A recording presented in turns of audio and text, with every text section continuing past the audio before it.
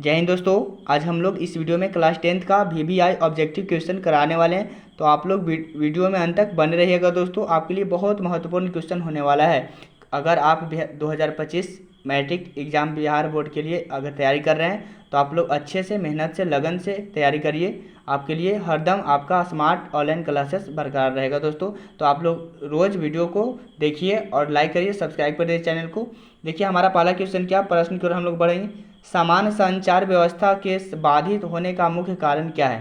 पहला है केबल का टूट जाना, टावरों की ऊंचाई में कमी, संचार टावरों की दूरी, इनमें से कोई नहीं। क्या हो सकता है जो समान संचार व्यवस्था के बाधित होने का मुख्य कारण क्या हो सकता है। कमेंट बॉक्स में अगर आपको जानकारी है तो बताइए क्या होगा। आप लोग जल्दी से कमेंट बॉक्स में बताइए क्या होगा। समान संचार व्यवस्था के बाधित होने का मुख्य कारण क्या है, तो बताएंगे हम लोग केबल का टूट जाना। क्या होगा, केबल का टूट जाना, ऑप्शन नंबर ए होगा। इस तरह से दूसरे नंबर प्रश्न के लिए आपको दूसरे नंबर प्रश्न हमारा क्या देखिए। सुनामी मीटर द्वारा समुद्र तल में क्या नापते हैं बताइए। पहला में बाढ़ है, सूखा है, चक्रवात है, सुनामी है। जल्दी से अगर आपको जानकारी है तो कमेंट बॉक्स में बताइए तो क्या होगा। सुनामी मीटर द्वारा समुद्र तल में क्या नापते हैं, तो बताएंगे हम लोग कि सुनामी नापते हैं। सुनामी मीटर द्वारा क्या नापते हैं, सुनामी को नापा जाता है। इसी तरह से हम लोग तीसरे नंबर प्रश्न की ओर बढ़ेंगे। पृथ्वी की सतह पर पहुंचने वाला सबसे पहली तरंग को किस नाम से जाना जाता है। पी तरंग, एस तरंग, एल तरंग, टी तरंग। किस तरंग से जाना जाता है, किस नाम से जाना जाता है बताइए। अगर आपको मालूम है तो कमेंट बॉक्स में जल्दी से बताइए क्या होगा। तो हम लोग बताएंगे कि पी तरंग नापा जाता है। क्या, पी तरंग को नाम से जाना जाता है। इसी तरह से हम लोग चौथे नंबर प्रश्न की ओर बढ़ेंगे। चौथे नंबर प्रश्न क्या है। भूकंप के केंद्र के ऊर्ध्वाधर पृथ्वी पर स्थित केंद्र को क्या कहा जाता है बताइए।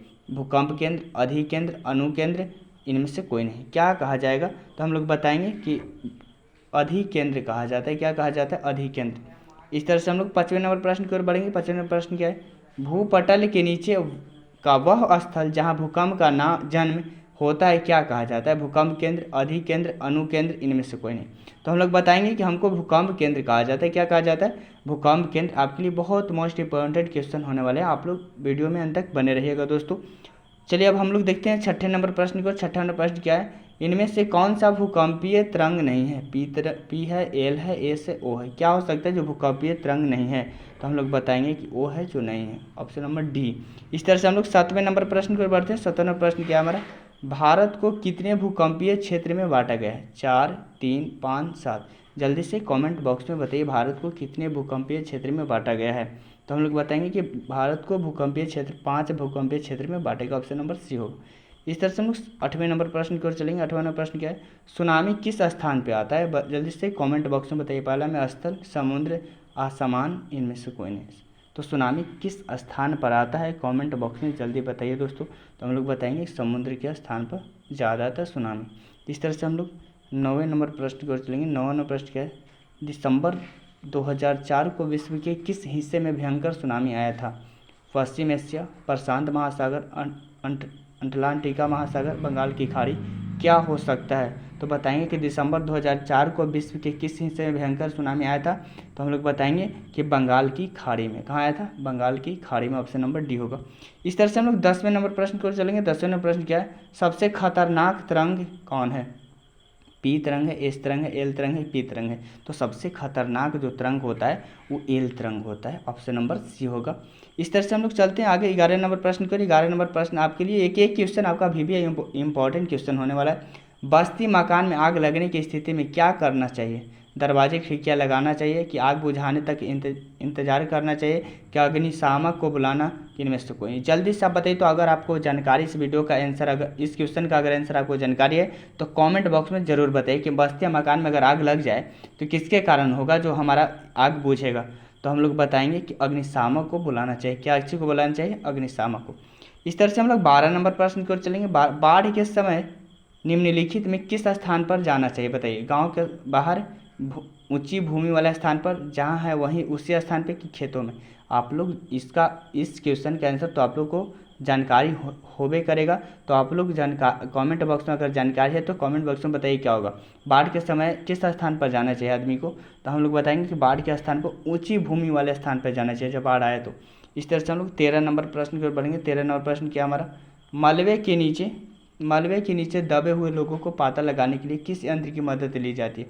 दूरबीन का, इंफ्रारेड का, हेलीकॉप्टर का, टेलीस्कोप का। क्या किसका मदद लिया जाता है? तो हम लोग बताएंगे इंफ्रारेड कैमरा का। किसका? इंफ्रारेड कैमरा का। इसी तरह से 14 नंबर प्रश्न की ओर बढ़ेंगे। आग से जलने की स्थिति में जले हुए स्थान पर क्या प्राथमिक उपचार करना चाहिए? ठंडा पानी डालना चाहिए कि गर्म पानी डालना चाहिए, अस्पताल पहुंचाना चाहिए कि इनमें से कोई नहीं? तो हम लोग बताएंगे, अगर आपको जानकारी है तो कमेंट बॉक्स में बताइए कि आग से जलने की स्थिति में जले हुए स्थान पर क्या प्राथमिक उपचार करना चाहिए? तो हम लोग बताएंगे कि हमारा जो है ठंड पानी डालना चाहिए। क्या करना चाहिए? ठंड पानी डालना चाहिए। इस तरह से हम लोग 15 नंबर प्रश्न की ओर चलेंगे। 15 नंबर प्रश्न, संचार का सबसे लोकप्रिय साधन क्या है? सार्वजनिक telephone, mobile, walkie talkie, radio. क्या हो सकता है? तो हम लोग बताएंगे कि सार्वजनिक टेलीफोन। क्या होगा? ऑप्शन नंबर ए होगा, सार्वजनिक टेलीफोन। इस तरह से 16 नंबर प्रश्न की ओर बढ़ेंगे। 16 नंबर प्रश्न क्या है? वैकल्पिक संचार साधन इनमें से कौन नहीं है? रेडियो संचार नहीं है, हैमस रेडियो है, उपग्रह संचार, अंतरिक्ष है। जो हमारा कौन नहीं है बताइए। अगर आपको 16 का आंसर मालूम है तो कमेंट बॉक्स में ज़रूर बताइए वैकल्पिक संचार साधन इनमें से कौन नहीं है। तो हम लोग बताएंगे कि हमारा अंतरिक्ष नहीं है, वैकल्पिक में अंतरिक्ष नहीं आता। इस तरह से 17 नंबर प्रश्न को चलेंगे। 17 नंबर प्रश्न क्या हमारा? इनमें से कौन सा प्राकृतिक आपदा नहीं है? बाढ़, सूखा, भूकंप, आतंकवाद।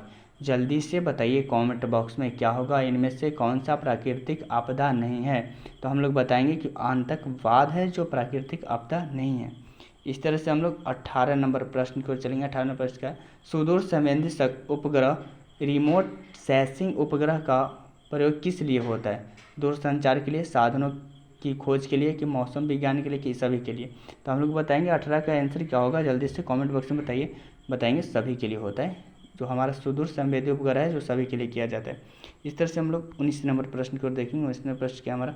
भारत में कितने प्रतिशत भूमि है जो भूकंप प्रभावित होता है? 16%, 56%, 80%, 24%। अगर आपको जानकारी है तो कमेंट बॉक्स में बताइए भारत में कितने प्रतिशत भूमि भूकंप प्रभावित है? तो हम लोग बताएंगे कि 56% है जो भूमि भूकंप प्रभावित है, 56% हम लोग का। इसी तरह से 20वें नंबर प्रश्न की ओर चलेंगे। 20वें नंबर प्रश्न क्या? वर्तमान में सबसे अधिक उपयोग देने वाला साधन कौन सा है? Telephone, pager, mobile, walkie talkie. जल्दी से बताइए तो वर्तमान में सबसे अधिक उपयोग देने वाला साधन कौन सा है? तो हम लोग बताएंगे कि मोबाइल हमारा है। क्या हमारा? मोबाइल। आप लोग को कैसा लगा दोस्तों? 20 में से आप कितने नंबर बनाकर कमेंट बॉक्स में दे सकते हैं? आप लोग ज़रूर कमेंट बॉक्स में कमेंट करके बताइए कि सर इतना सही हमारा 20 क्वेश्चन में आपका कितना सही हुआ, आपको बताना है कमेंट बॉक्स में। अगर आप लोग को वीडियो पसंद आएगा तो चैनल को सब्सक्राइब करिएगा, वीडियो को लाइक करना मत भूलिएगा। और जितने क्लास 10th की तैयारी 2025 बिहार बोर्ड के लिए कर रहे हैं उन सभी लोगों के पास एक बार वीडियो को सेंड जरूर करिएगा। जय हिंद दोस्तों।